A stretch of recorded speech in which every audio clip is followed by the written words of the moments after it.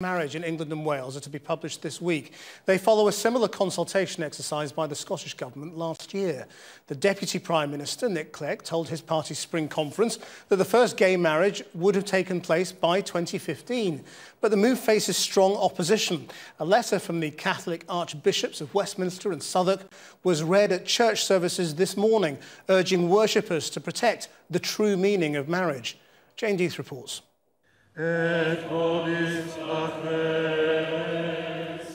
Latin Mass at the Farm Street Catholic Church in London. But instead of the usual sermon, there was a pastoral letter from the two most senior archbishops, arguing against David Cameron's plans to give gay couples the right to be legally married. At the moment, civil partners can't use the word marriage. The letter called on worshippers to defend the Catholic vision of marriage. Our present law does not discriminate unjustly when it requires both a man and a woman for marriage. It simply recognizes and protects the distinctive nature of marriage. Changing the legal definition of marriage would be a profoundly radical step.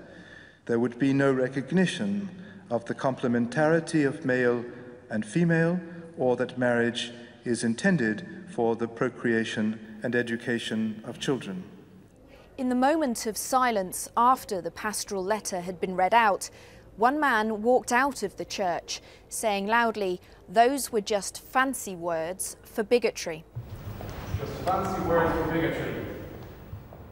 But the congregation seemed broadly to agree with the church's message.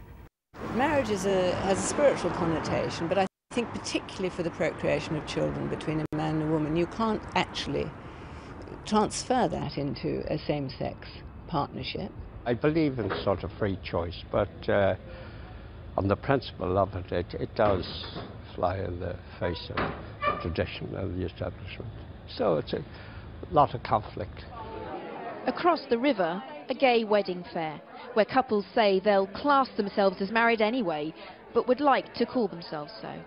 Being able to have a civil marriage means that we will actually be entitled to tell the world that we are married, as opposed to civil partnered. I'm not sure why the church has exclusive rights to the word marriage. In my mind, it doesn't, or it shouldn't. But the Church of England is also opposed to gay marriage. The Archbishop of York says the government can't change the law on marriage without changing the defining articles of the church. It isn't simply saying we're going to allow a civil marriage to happen. They've got a problem because the definition of marriage is in 1662 Prayer Book and Article 30 of the Church of England, which both are Acts of Parliament. Andrew, I give you this ring. Andrew, I give you this ring. Nowhere is there any suggestion churches would be forced to perform gay weddings, but the political intervention by the leaders of both the Catholic Church and the Church of England shows they intend to offer strong resistance to the government's plan to make marriage open to everyone.